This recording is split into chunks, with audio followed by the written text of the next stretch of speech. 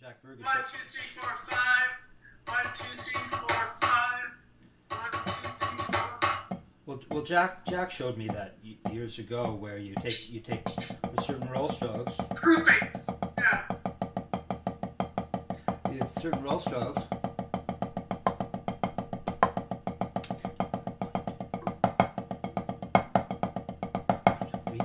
One, two, three, four, five. 1, 2, 3, 4, 5. 1, 2, 3, 4, 5. 1, 2, 3, 4, 5. 1, 2, 3, 4, 5. 1, 2, 3, 4, 5. 1, 2, 3, 4, 5. 1, 2, 3, 4, 5. 1, 2, 3, 4, 5. 1, 2, 3, 4. Well, you can do it to the 3, 4, 5. 1. See, I'm just playing. I'm going. Or you can do it like this. That actually, Jack didn't show me that. Jack showed me this. You play the doubles. 1, 2, 3, 4. 1, 2, 3, 4. 1, 2, 3, 4. 1, 2, 3, 4. 1, 2, 3.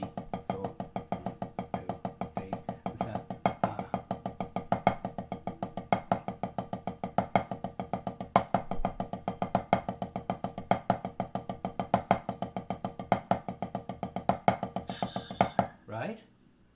See, what you're doing is you're not putting in the rest. Right? 1, 2, 3, 4, 5, 6, 7, 8. So isn't it normally? 1, 2, 3, 4, 5. 1, 2, 3, 4, 5. 1, 2, 3, 4, 5. 1, 2, 3, 4, 5. But if we don't put those rests in, it goes. And you start the double, the second note of the double on the 1. 1, 2, 3, 4.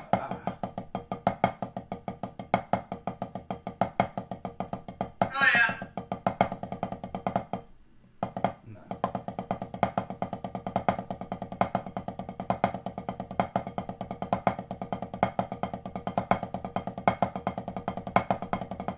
Yeah, what's the other one that works?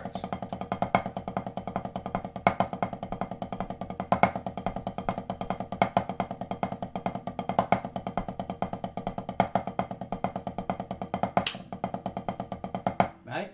1, 2, 3, 4. What roll stroke is that? What is that? 1, 2, 3, 4, 5, 6, 7, 8, 9, 10, 11.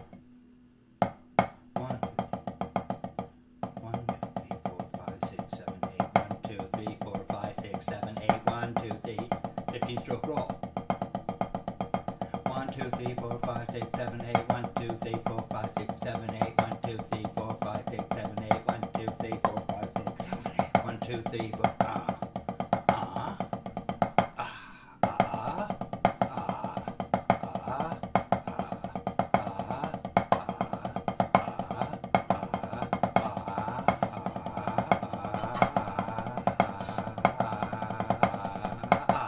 Right?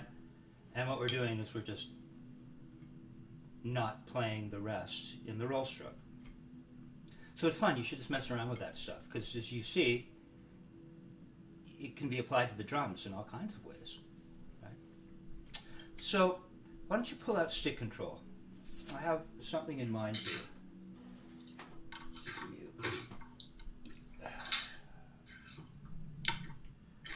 Here it is. Okay.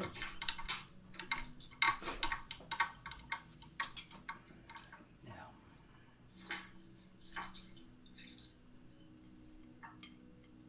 we're going to go to page 5.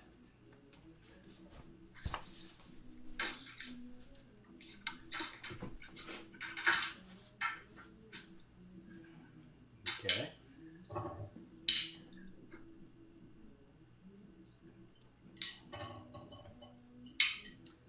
Now, what we've got happening here is that typically Richard Wilson would take you through stick control on the rebound, you know. And I understand that Murray did as well, right? But I have learned, and I mean, I never went through stick control on the wrist with Murray, but apparently he would do that. And Martinez helped me at one point with stick control on the wrist. I found it really useful. Okay, so why don't we just take a look at that right and see where your hands are, right?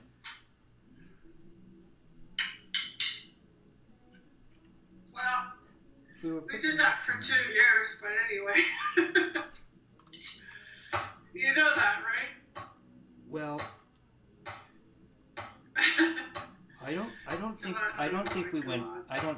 we didn't go through all the way through stick control on the wrist. We may have. No, I only ever got 4 of them done, I think. You only got what? Maybe the first 6, no. one through 6 for Right. 2 years, I think. Okay. Oh, I don't have it yet. I'll be really sad. Well, you don't, because you're not stopping at the floor on your right. You see, right now. You said to. Okay, so let's take a look at it. What if we were to put this on?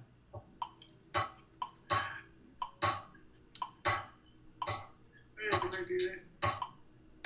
Now, what Martinez did with me is he had me play this in 4, not in cut time. So if we were to play this, let's see.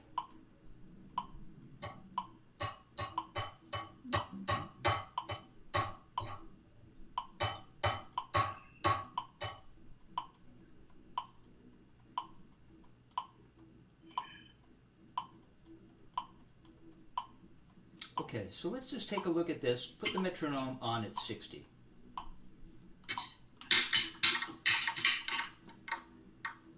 And you see, by going back to stick control on the wrist,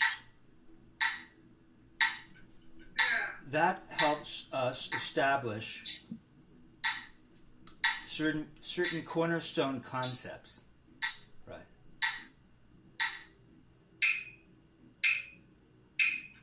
Okay, we turn that metronome down just a little bit for me. Okay. So what we're trying to become utterly familiar with is, remember Richard Wilson in his article in Modern Drumming? I know it sounds funny, but what most drummers really need is just to learn how to hold the sticks. So we're learning about grips. Okay. In this case, we have, as a traditional player, we have two grips to consider, and they're different. There are some similarities, but they're very different as well. Okay. Then we have these motions. We're learning to turn our wrist, right here, and we're learning to rotate in the left. Okay. We're also learning how to make throws, right? We're learning how to make a throw in both grips. Okay? We're learning to leave our arms alone. And we're learning to recognize the importance of establishing a floor. Whether it's half inch or an inch, parallel, bead to butt end, that's where it's always going to be. So once we decide where the floor is, that's where we always come back to. As Richard Martinez has explained to me, I only borrow from the best, by the way.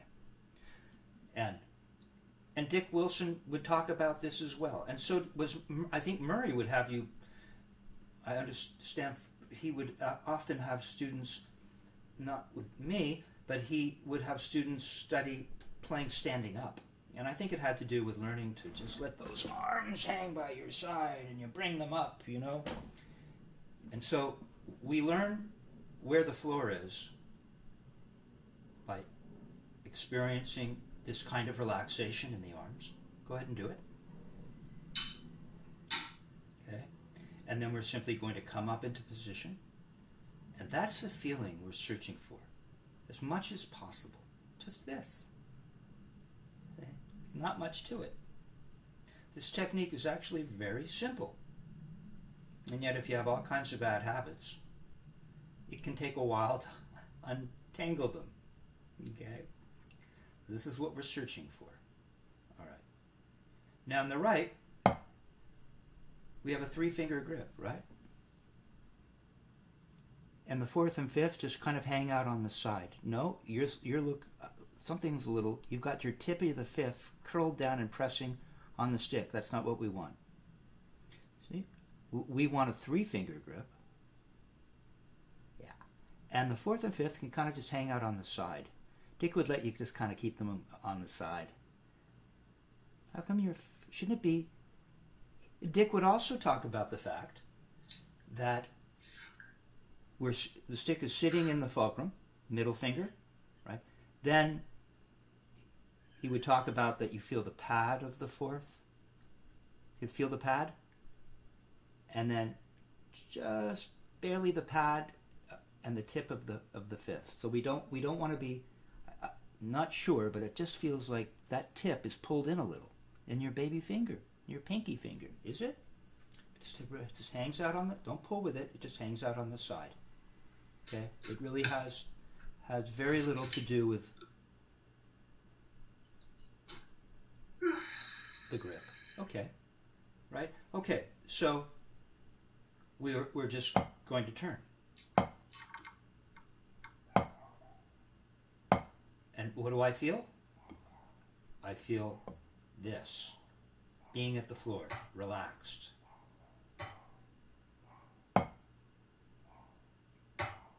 Okay? You can feel the stick. You can feel the stick somewhere, upon impact, you can feel it somewhere in that. Isn't it Carlos Vega who talked about, he thought the fulcrum is somewhere in between the 3 fingers. That's up for debate. It's a 3-finger grip. Okay? Now in the left, we're looking for a rotation. What we want to do with regards to the grip is really establish the metacarpal bones coming together and finding that sweet spot, finding what feels very comfortable, and when we bring the rest of the hand in around the stick, it has very little to do with it. What we want to avoid doing is anything superfluous. We don't want to throw the fingers out. There are techniques to do that, but not this technique. We don't want to manipulate with the thumb. We don't want to do anything but rotate. We just want to rotate and maintain that grip. Maintain this grip in the crotch of the thumb, right? Bring the metacarpal bones in and leave everything alone, because that's the fulcrum. Left is very obvious and traditional, right? I mean, in the right, maybe the fulcrum's first physical, somewhere in between. Here, it's like obvious, okay? So we're down at the floor, because remember that feeling that we're looking for? We're looking for this feeling. This, right? And then we're just going to rotate and not do anything.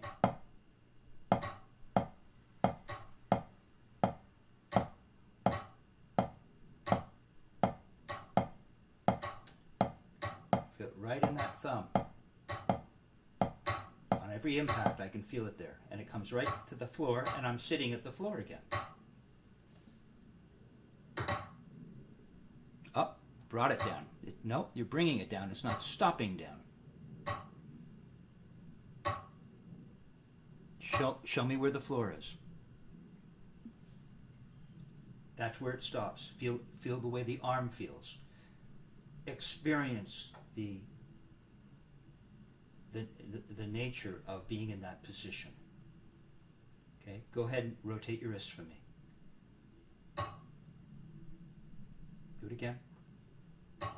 Why are you waiting at the top? So just stay with me for just a sec. You see, it's just all this little stuff that seems like minutia, that it's not really important, but this is the shit. Okay? So when we come up, we don't come up as you did probably the first time. When you rotated, you went, am I gonna rotate? What am I gonna do? Right? It's this very natural up to come down thing, right? Really, when you start to get these motions, it doesn't feel like there's much. It doesn't feel like there's. It feels more like you just lift it up and it comes back down, and it stops every time right there. You're not really stopping exactly at the floor. That's where I want you to stop, not to bring it down after. It's the discipline of learning these things that will enable us to move more quickly through the technique. See where we're trying to stop?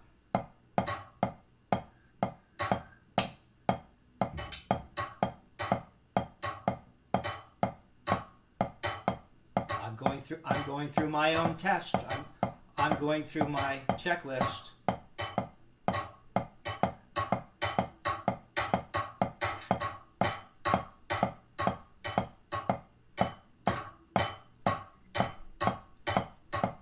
Play doubles for me right here. Play doubles on the wrist.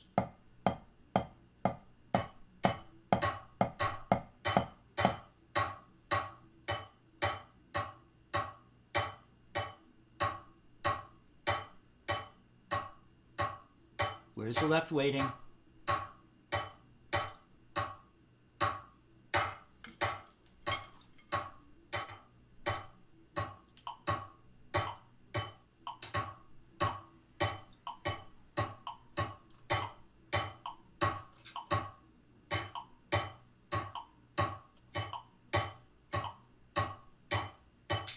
Okay, put the metronome down to 54.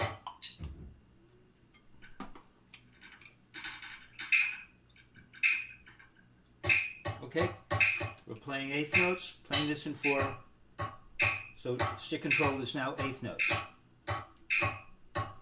Play exercise number 1 for me. Let's start at the beginning. Now remember, it's your left that seems to not really want to.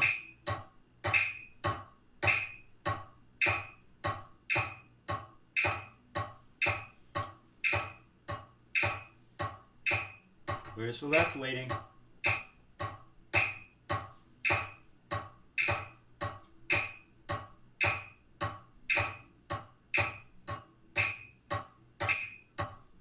Where's the left waiting? There it is. That much of a difference. You caught yourself. Okay, move on to exercise number 2. Now we're reading left.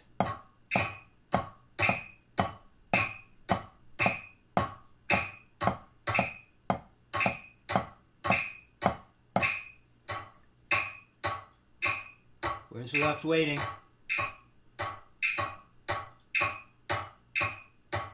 Where's the left waiting?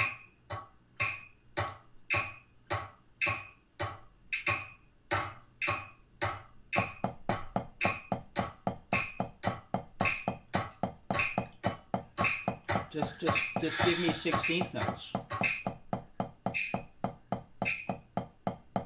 Give me 16th notes in the left.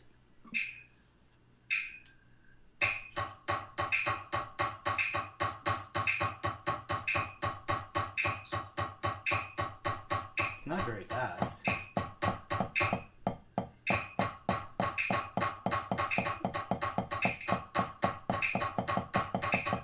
We should be able to go a lot faster than that.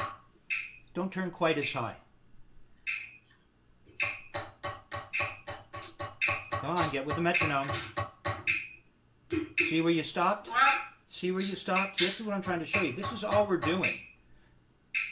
This is all we're doing. And I just want one of them, really. But where did you just stop? When you couldn't hear me. You were in a very natural state where your mind was distracted and you stopped here. So that's what I'm saying. We're building this into our body, right? And I see it in the video. You're internalizing this stuff.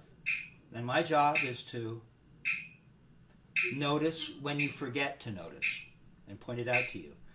That's where I want you to wait. And rotating at this speed isn't a big deal, is it? And it just stops right there. And I just right? I just want one of those.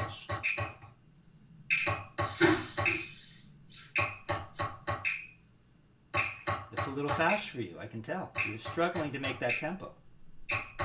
Which is cool, right? Because I want it to be correct. So that's a little fast, but, and look where you want to stop. See, we don't want this, we don't want to stop like this. We want to stop like this. In the right, we don't want to stop like this. We want to stop like this. We want this feeling, okay? Oh, just does that over and over. Don't turn so high. Can you turn smaller? It might afford you the opportunity to turn faster. Can you turn lower? Sorry, rotate lower? No, just rotate a little. No, keep it going. Keep it going. You're stopping high.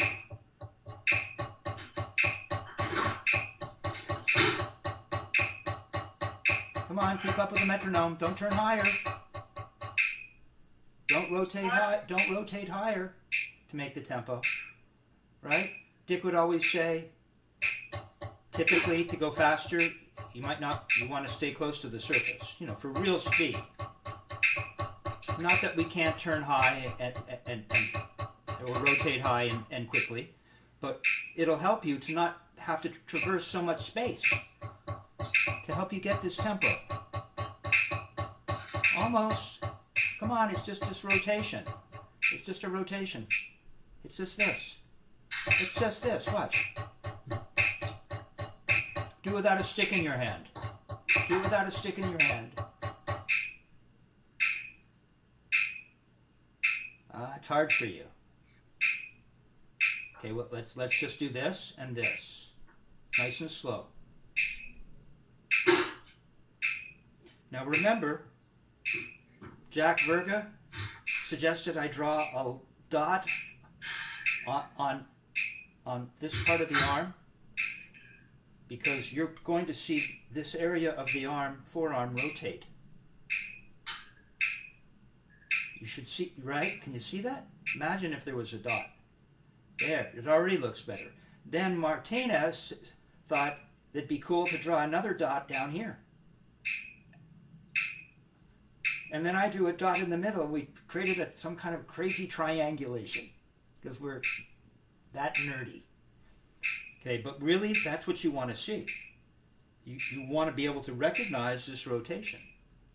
Go ahead and put a stick in your hand. No, wait. My fault. I want you to. I want to see you rotate at this speed now.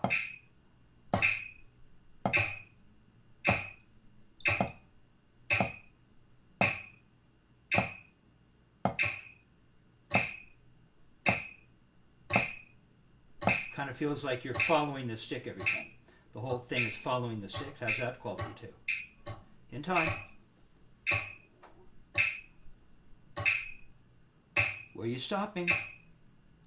Take a look. I want you to look at the bead. The sound just changed. It sounds more solid now.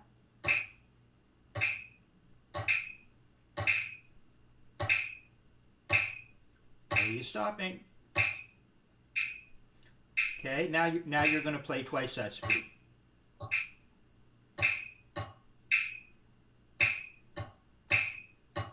You're not stopping in the same place. You lost it. Look at the beat, Sherry. There. Sound changed. Sounds more solid.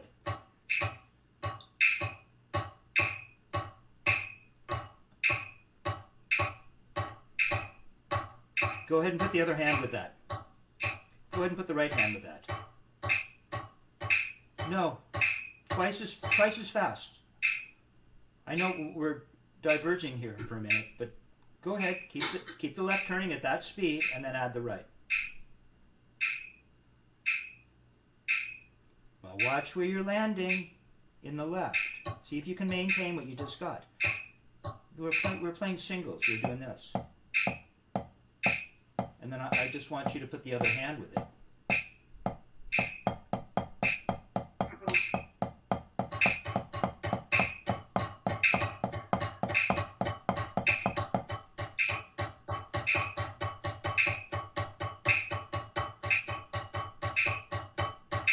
In time. Where's your left waiting? Getting better, but where's that left really waiting? There's just a moment. It always comes down to here.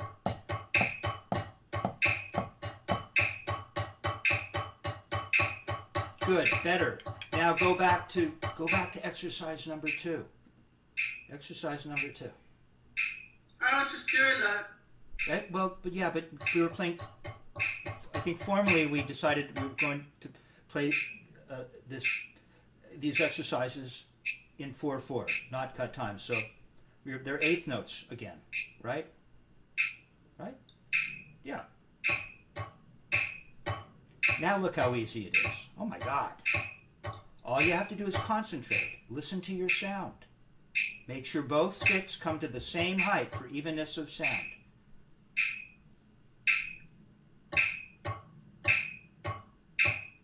Where's that left waiting? There it is. Okay, now go on to exercise number 3.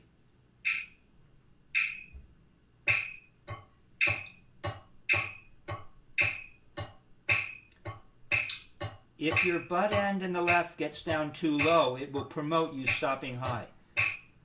Careful where that butt end is in the left. Sometimes it looks like it wants to dip down.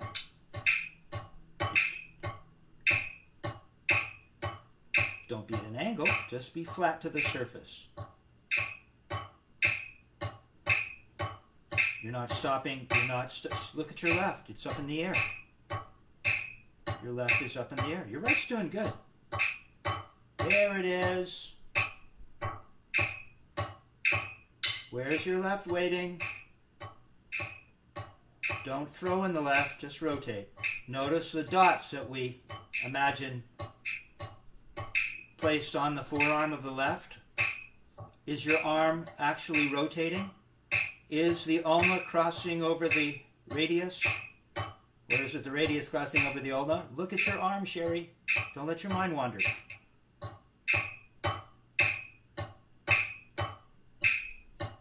You're not at the floor in the left.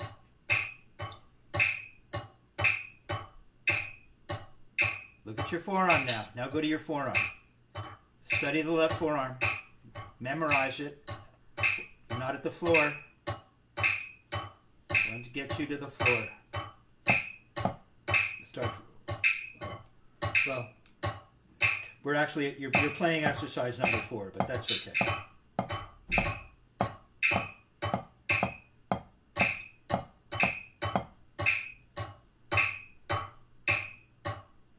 Where's that left waiting? See, you really have to think of everything. There. Nice and solid. Now go back one exercise. Okay, now you are leading with your right. Maybe it was just a time delay, but I thought you were leading with your left. Okay? So you've got the idea. You see, it takes a certain level of concentration. And you will sound better on the drums. By focusing when you're away from the drums on these subtleties, you will really help yourself sound better.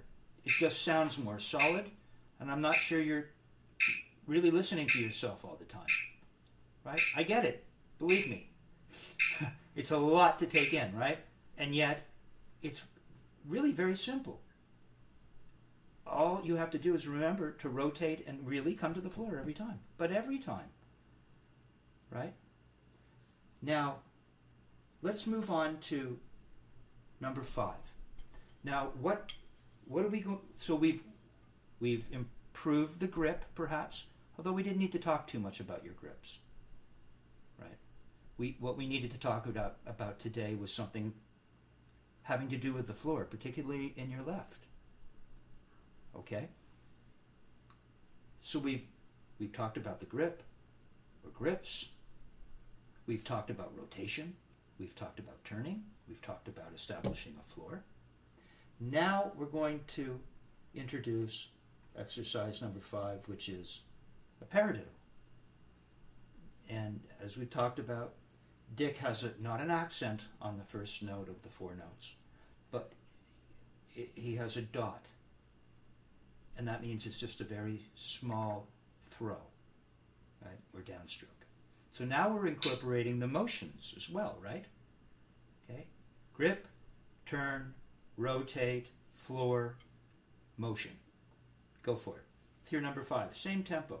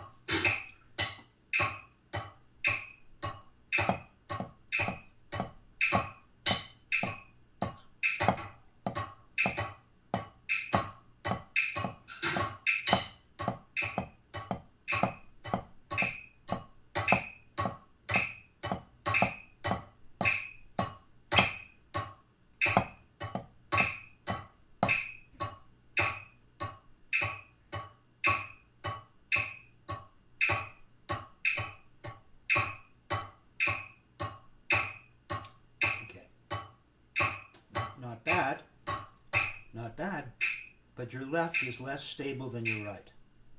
Right? It tends to want to not always come to the floor. It tends to want to wobble around a little. Right? Why? If you look at this,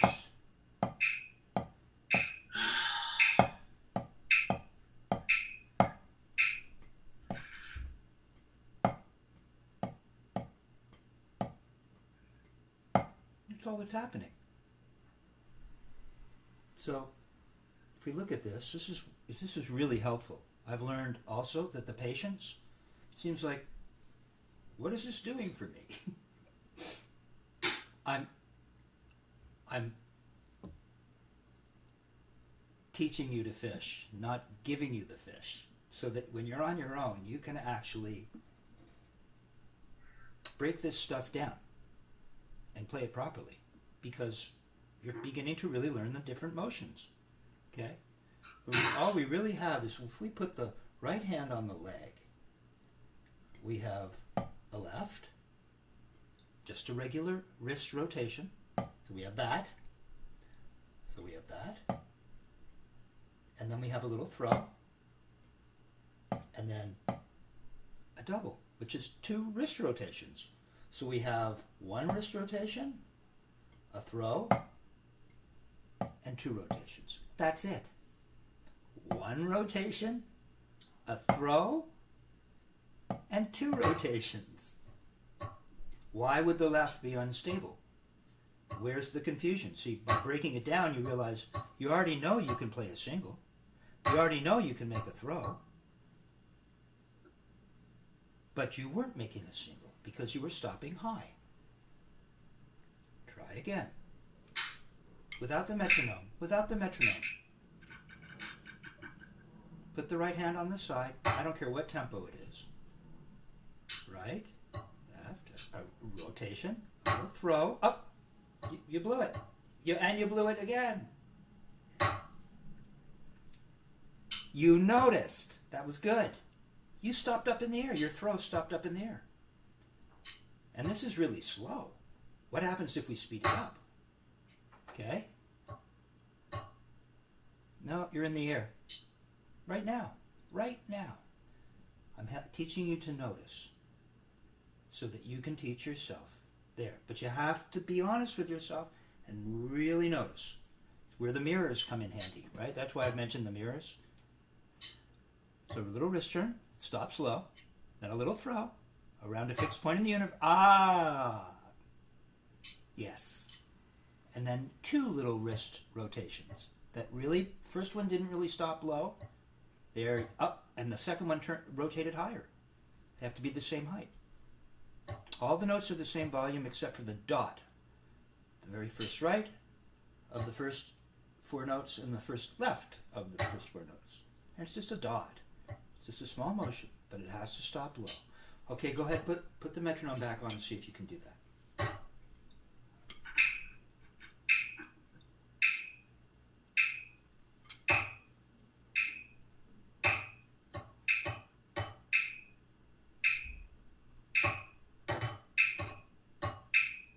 Let's see.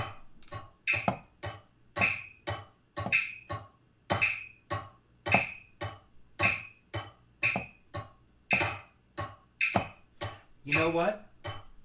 It's too fast for you. It's too fast. It actually is. Just to, to really get this into your body, having the wisdom to be patient in the long run will really benefit you. Okay, so you put the metronome back on, but where are we now? We're at 54.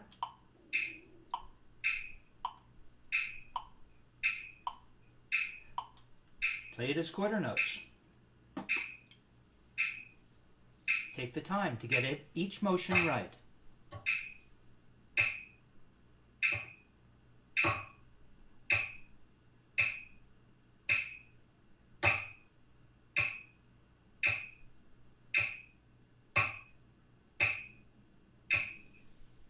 There you go. Don't lead with your arm. Show me what a throw looks like in the right. You want to lead with your arm, right? Doesn't it do this? Doesn't the wrist move first? Right, the wrist moves first. Show me the difference between a Murray Spivak throw and a Richard Wilson throw, based on what I believe. I wish we could have talked to them about that. So which one is that? Leading with the wrist, I guess it's Wilson then. Okay. I want to keep this moving, so they both lead with the wrist. He's the one who always yelled it at you. That might be true. That's why I thought of it. But what we're doing is in slow motion. What Murray would do is he'd have you go up. Right?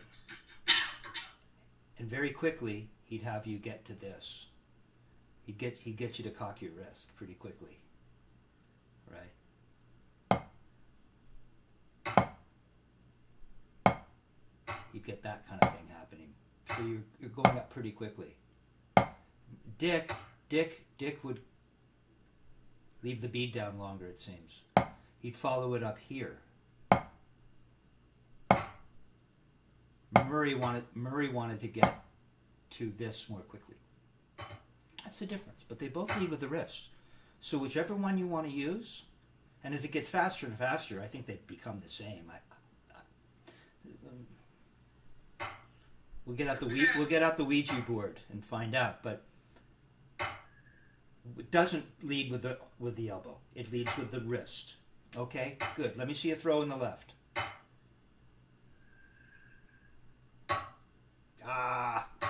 You're not stopping low.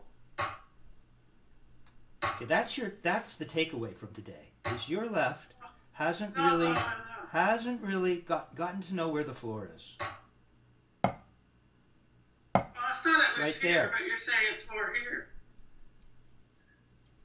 It's parallel beat to it's this. I'll tell you where it is. Here, show yourself.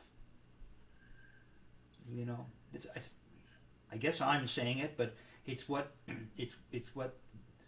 Murray was saying. It's what Dick Wilson was saying. It's what Richard Martinez is saying.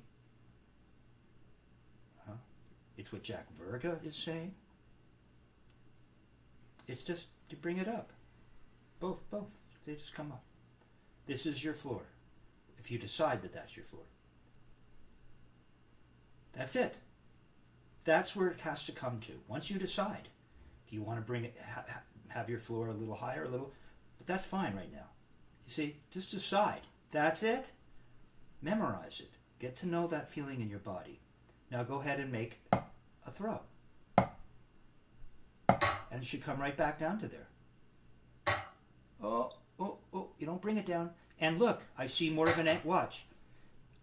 I saw this, you know, the pad is a little bit angled. I saw this at the beginning. When you had your floor, you were like this. Then you went up, you made your throw, and somehow now it was like this. Which means you're holding your forearm up. Your forearm isn't learning where the floor, it doesn't understand quite where there. That's what it is. There. Isn't it easier too? And it's nice and solid and snappy. There. That's where it is. Okay? Very good. So you see, we get into this minutia because you're far enough along where you can make sense of it and utilize these subtleties. That was Richard Wilson. That was his line. The subtlety is everything. So you're going to sound, yeah, I'll look forward to your next video so I'll be watching for your left hand. Okay? And you should be too. But good job, Sherry. Okay?